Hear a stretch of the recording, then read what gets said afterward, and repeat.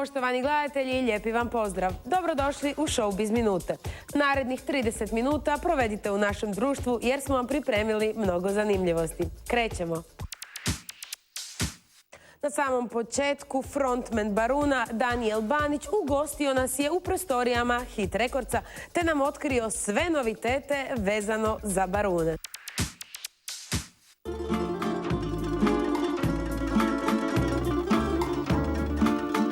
Te sam noći preplivao rijeku, neko nekad zbog tvoje ljepote. Plivao sam ne zbog svog života, plivao sam za tuđe živote. Nećeš shvatit ovo što ti pričam, u Zagrebu poslije čaše vina jedna riječ je ostala u grlu. Znaš li što mi znači Posavina?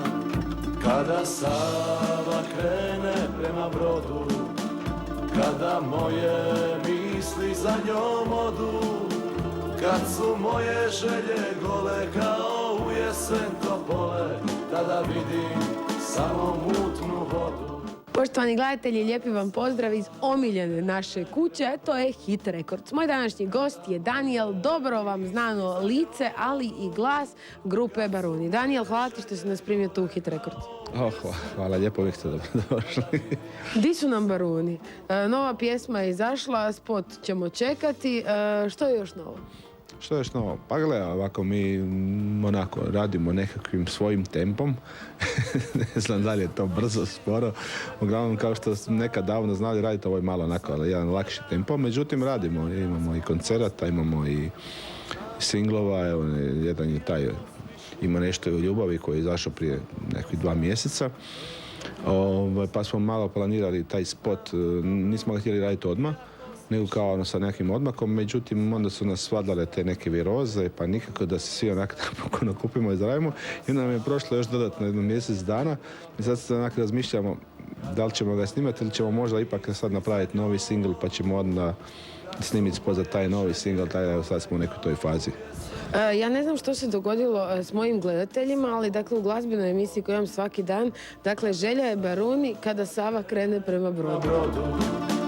Kada moje misli za njom odu, kad su moje želje gole kao u jesen topole, tada vidim samo mutnu vodu. Baruni znam da imaju koncerte i uvijek su negdje oko grada Zagreba, to smo imali prilike vidjeti. Velikoj Gorici, ako se ne varam, je zadnji bio ili u Sesvetama, Zaprešiću, nešto sam folala negdje. Bio je u Zaprešiću u 12. mjesecu, sad smo bili u Austriji ovaj vikend. Tako da putujemo mi posvuda, nije to da smo samo baš u okolici Zagreba. A što se tiče kada Sava krene prema brodu, to je pjesma koja je obilježila našu karijeru, koja je jedan naš mega hit. Čak ne mogu reći hit, jer pjesma, kad kažem hit, to mi je za nešto onak što je kratkog vijeka, ali bombastično, ne? A kada Sava krene prema brodu je pjesma koja traje, stvarno koja traje, ovo tamo još od 97. kad smo je napravili, koja će ostati za uvijek, koja je jedna onako baš prava jedna pjesma kako je u principu najviše onako i volim pjevati i svirati. Ko će raditi na albumu koji planirate, ko radi na ovom singlu, glazba, tekst, aranžman, sve moramo znati? Dobro, mi smo sad prvi puta u jednoj suradnji, a da to nije Miroslav Rus. Znači prvi puta znači onako pijamo pjesmu koju potpisuje Baruni, a da ne potpisuje autorski Miroslav Rus. Međutim, Rus je opet uz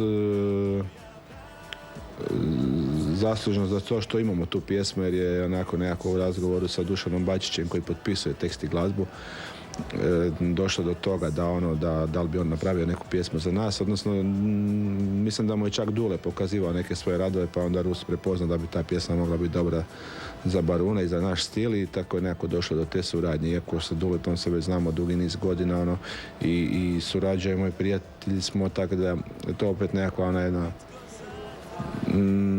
spontana neka suradnja do koje je moralo doći prije ili kasnije. Ostaju tek sjećanja, a ja sam na ovoj strani čekam da me vrijeme hrani. tajnim znakom tvoga povratka. Svanut će jutro puno ljubavi, na moja vrata pokucat ćeš ti i bit će sve baš kao nekada, kada si dušo mene voljela. Svanut će jutro puno ljubavi, na moja vrata pokucat ćeš ti i bit će sve baš kao nekada, kada si dušo mene voljela. I bit će sve baš kao nekada, kada si dušo mene voljela.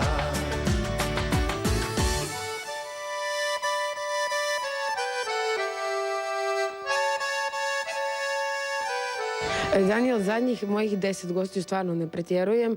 Petar Dragojević, pjesmu je napisao Dušan Bačić, je onak dobro. Učiteljice, Rozga je otišla po pjesmu, Severina, što se to događa? Zašto Dušan Bačić je zavladao, čini mi se, prije je bilo kao klan Huljić, naš Ruki je tu neizostavan, ali Dušan Bačić sad je svima. Čak mi Mladen Purnač rekao da će Žica da i njemu piše, ja sam rekla onda sad sve ide. Onda smo svi na redu. Pa dobro, ja mislim da kod nas u Hrvatskoj nekako autori kao da su se možda uspavali, a Dule je donio neku energiju. On jednostavno hoće raditi. On je došao tu i on piše i to i snima i trudi se i skače, trči. Jednostavno je unio je nešto. Došao je tu i pojavio se i sad ne možeš ga ne zamijetiti. Jer jednostavno i donio je taj neki novi stil glazbe koji ljudima onako zapne za uho. On to nekako se to onako moderno nešto aranžira i jednostavno Niste mogli i vi reći ne. Od dolje, da. Ali vidim da on je onako autorski. Neke pjesme mi onako kod različitih izvođača on ima taj neki svoj stil i čak mi to nešto dosta onak bude onak vrlo slično. Međutim, mi smo izabrali jednu laganu pjesmu što malo ljudi uzima kod njega, svi uzmu neke temperamentne dinamične. Mi smo uzeli jednu laganu, pa smo možda tu malo nešto onako drugačije napravili. I još smo recimo sami unijeli nešto u taj aranžman, znači Zvone nam je tu isto odsvirao puno toga, baš zato da zadržimo tu neku prepoznatljivost baruna, ne samo da se utopimo u stil Dušana Bačića, nego da mi dajemo opet nešto svoje kao barun. Obzirom da ti si direktor tu u Hit Recordsu, ja ti moram... Dobro, imaš funkciju u Hit Recordsu, pusti da te malo, obzirom da, ajde, znaš kao, sad te ja hvalim. Pusti, ovo emisija di sve hvalim goste. Kod mene nema žutilo, nema ničega. Dakle, moram te pitati, znači, meni su rekli ovako, i to ne govorim samo zato što puštamo izvođači Hit Recordsa u ovoj emisiji, ne ni najmanje. Znači, ako nisi zvijezda, ako nisi u Hit Recordsu, je li to istina? Ti samo ime govori hit, kužiš, on si hit, ako si u Hit Recordsu. Ali stvarno, pojačali ste se. Evo, bio nam je Petar Dragojević, dao nam je veliki intervju. Rekao je, napokon sam okupio fantastičnu ekipu. Sa mnom je Dušan Bačić i Hit Records. Izdao je novi spot, imali smo promociju, dao nam je intervju. Svi se nekako, ako nisu u Hit Recordsu, žele u Hit Records. Kako izaberete? Šta može, šta? Dosta izvođača, pogotovo u zadnjih godinu dana, prešlo gdje kod nas, ne znam, Prljavo kazališta, evo Đulijano, Boris Novković, Hari Rončević, mislim to su samo neka imena koja su sad prešla k nama, a da ne kažemo od prije još da je tu i Halid, i Zdravko Čolić, i Neda, i Samardžić, i Baruni, i Sandi, Leo, evo Ivana je kod nas nedavno isto, Jole koji je tu isto praktički od početka skoro, i Toni Cetinski koji ja se sjećam još to smo vidjeli i ploče. Kad je osnivana kuća Hit Records samo 2003. godine, tad smo bili evo Cetinski, Baruni, Leo, Sandi, ja mislim još ne znam par imena, Vesna Pisarović je tad bila, mislim da ona nije tad još bila, ali bila Vesna Pisarović, sjećam se da smo imali jednu lijepu promociju, predstavljanje nove kuće i predstavljanje imena koja kao zastupam. I evo za kraj, kada možemo očekivati, obzirom da si sad rekao bili ste bolesni, što je potpuno logično, jer u gradu Zagrebu svi su bolesni, viroze. Nema ko ne šmrca, ko ne kašlje, ko ne stalno nešto ima. Dakle, onda drugi singl možemo očekivati da će biti spot. Za drugi singl će sigurno biti spot i mislim da će singl biti uskoro, jer mi kad smo uzeli pjesmu od Duleta, uzeli smo odmah 2. Što je sigurno. Da, i sad tu drugu trebamo završiti malo normalni, to je to. Ne? Daniel, hvala ti puno, mi ćemo sada pustiti spotove koje imamo stare, u podlozi ste slušali novu pjesmu. Hvala ti puno. Hvala. Kada pored mene stane, meni opet sunce grane, mene grije, ništa tako dobro nije, jer kad moja draga dođe, nema tuge, tuga prođe.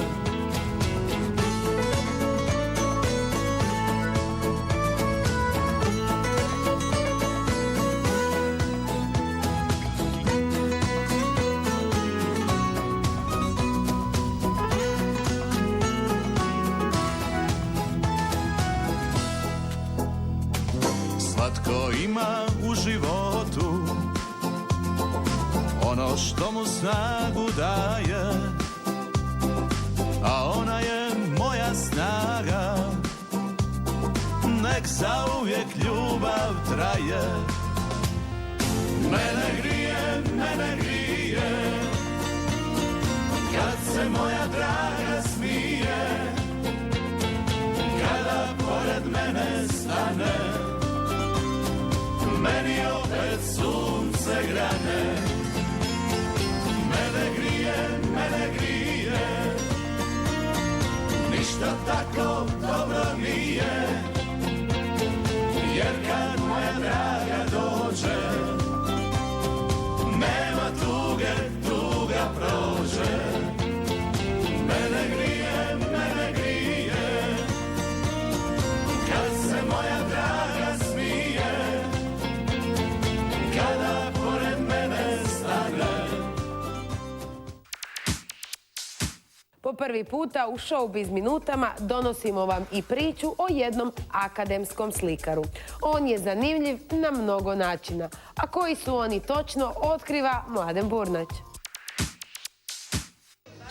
Dame i gospodo, danas mi je izuzetna čast predstaviti svog dragog prijatelja, gospodina akademskog slikara Hrvoje Puškarić. Dobar dan, izuzetno me i čast što ste mi pozvao u ovu emisiju. Evo, mi inače kao glazbena emisija rijetko ugošćavamo nekoga koji je van te struke, ali ti si sigurno, možemo reći, hrvatski kovaj iz New Warhol. Andy Warhol, da, kaže negdje Andy, negdje Andy. Ti si jedan poprilično strastven slikar koji je usko vezan za sva estradna zbivanja. Daj nam kao prvo, nešto, o tome ću kasnije, ali nam reci kako si počeo, koja škola, imao si postdiplomski pod stipendijom Kraljevine Španjolske, malo ukratko o sebi. Evo, kao prvo, hvala ti što si me usporedio sa Andym Warholom, velika mi je to čast. Ovako, otprilike, u rezime moji kratki, znači, po završetku škola primijenjene umjetnosti i dizajna sam se upisao na likovnu akademiju tu u Zagrebu, klasi profesora Jordana završio i uglavnom sam se bavio do tad figurativnim slikarstvom, klasičnim. I onda je došao jedna ideja da krenem van, preko granice, malo na postdiplomski, i onda sam došao na ideju da odem u Latinsku Ameriku, točnije u jednu karipsku zemlju, na Kubu, zato što mi se činilo jako inspirativno. I u to doba je bila dosta velika nepoznanica za ljude i onda sam odlučio tamo provesti svojih godinu dana. Prvih naučiti jezik i malo upoznat kulturu i tako je krenulo otprilike i moja inspiracija ka promjeni motiva, ka plesu prije svega, kao salsi, ritmu.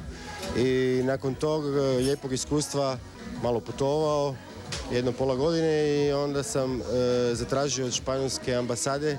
Oni su davali stipendije za svake godine za 3 ljudi iz Hrvatske za postdiplomske studije, doktorate.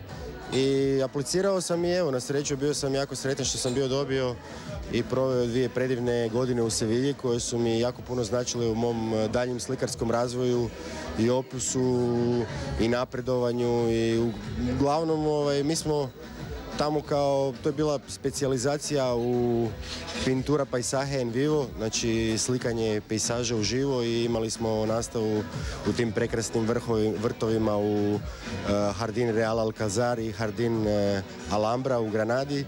I to mi je jako pomoglo da upoznam jednu novu kulturu koja se zove flamenco, koju su cigani inspirirali i druge umjetnike da krenu slikat flamenco kao kulturu koja je isto jako strastvena kao i ove moje slike. I tu sam se dosta isto promijenio i počeo koristiti drugu paletu, počeo slikat te strastvene plesačice i plesače flamenka i tako je nastao isto drugi opus i onda nakon toga slijedom tih događaja koji su mi se dogodili u tom poslijeakademskom vremenu sam počeo obrađivati druge cikluse i druge teme. Da li je bilo glazbe? Je, između ostalog bila je jedan ciklus slika koji sam napravio na temu Luzijane 60. godina. Znači, bilo je inspirirano crnačkom glazbom, njihovim poznatim muzičarima i taj ciklus mi se jako svidio i moram ti priznati da je jako dobro prošao kod mojih prijatelja muzičara. Ok, super. Evo ovdje imamo jednu sliku, evo može kamerica dolje.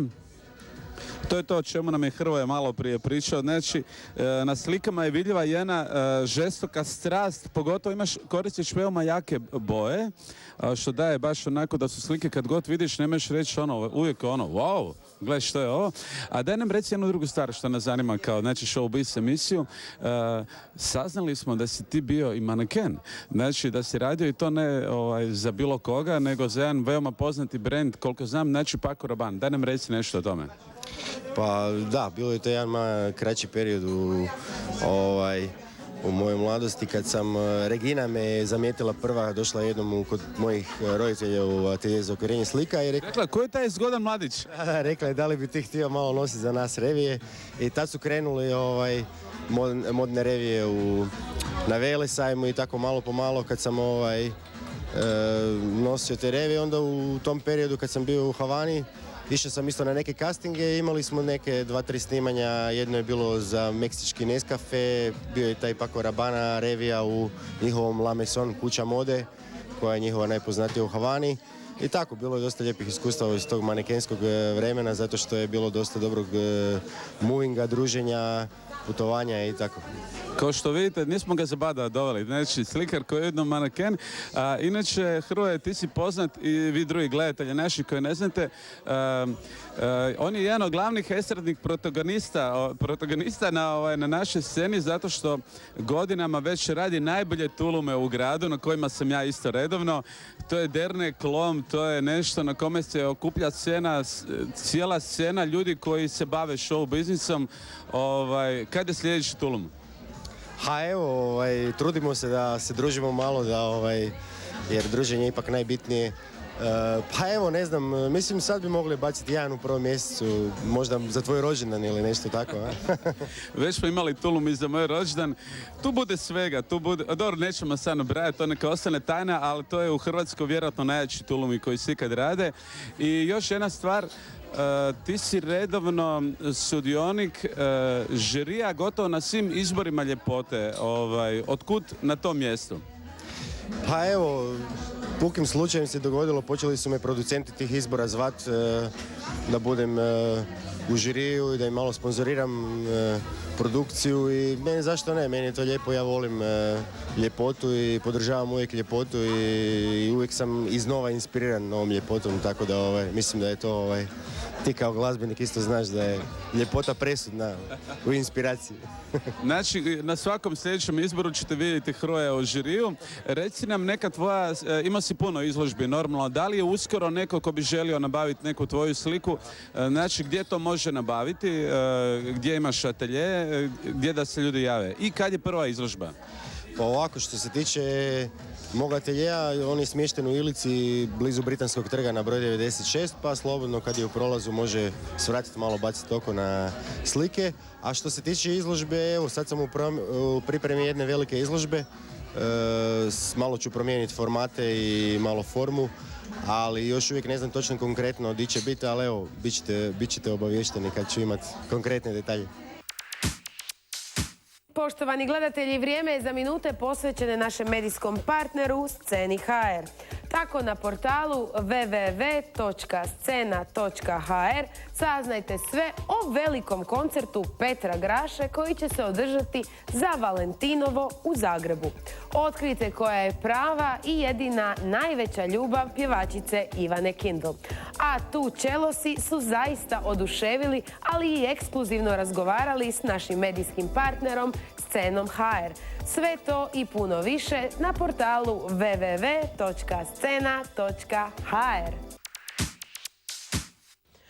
A zašto je Mladen dio današnje emisije, otkriće vam samo on.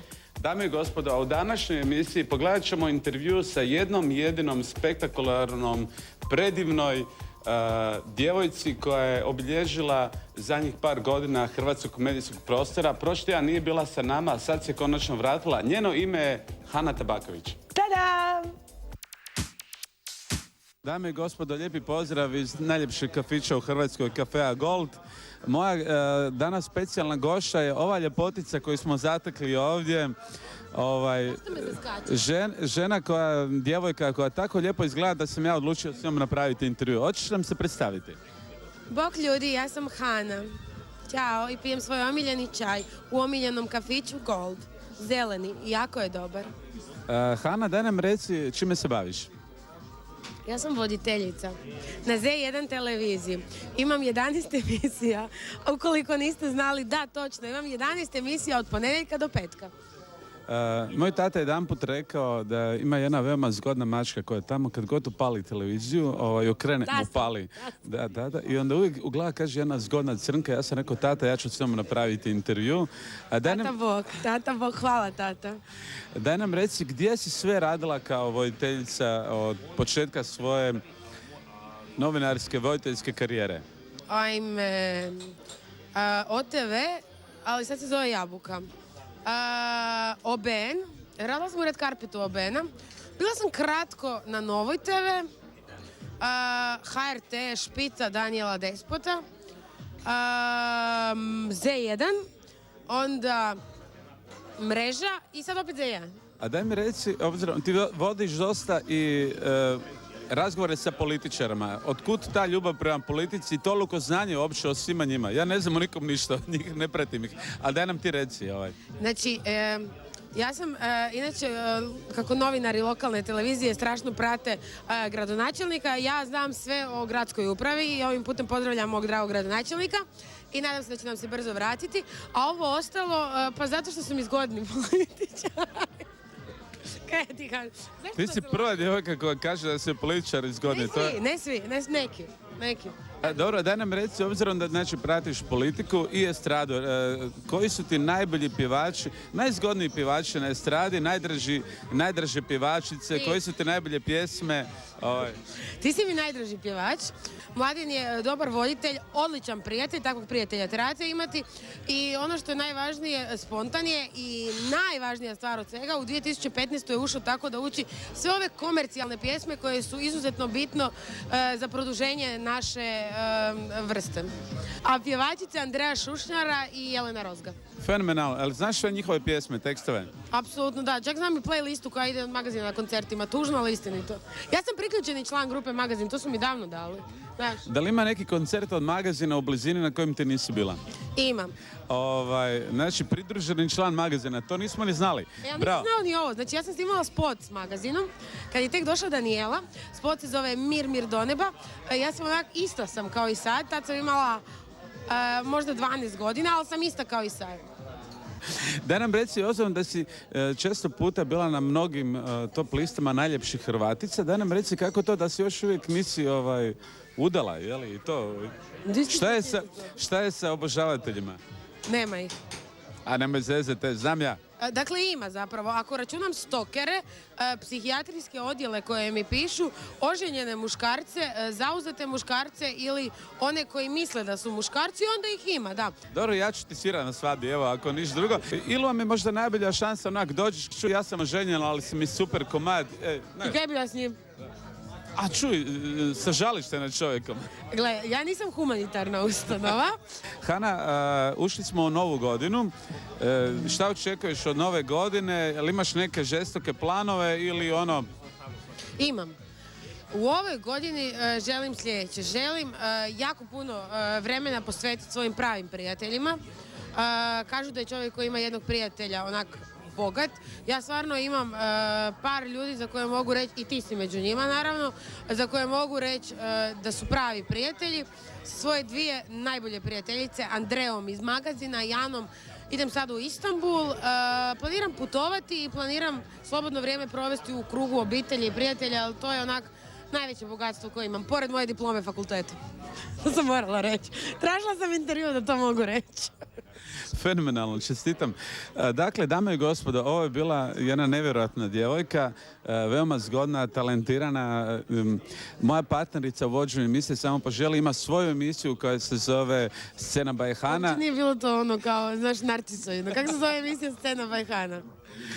Neka predivna Hana Tabaković koja s ovim putem pozdravlja. I ja vas pozdravljam i sad ću vas zamoliti da lajkate emisiju Hana zna, jer nisam mogla promijeniti ime, i da isto tako lajkate emisiju Samo poželi by Hana i Mladen, čisto iz razloga da nas hejtate ili da nas volite. I ono najvažnije od svega, želim Mladenu zahvaliti što je od prelaska na moju Z1 televiziju pokazao se kao izvrstan voditelj i što mi pomaže u svakodnevnoj borbi s našim velikim gledateljstvom od, kako one idu, od Slovenije do Srbije. Meni je neugodno zbog njega. A nakon ove naše danas veoma ozbiljne emisije pogledat ćemo spektakularno izvlačenje tombole u Sesvetama. Hvala puno. U nama tuga je. Jer ste vi, ko zna gdje. Dalmatinci. Ne dobi mala policajce, ne... Haj! Lijepi pozdrav, dragi građanke i građani. Dobrodošli u najgledavniju showbiz emisiju na ovim prostorima.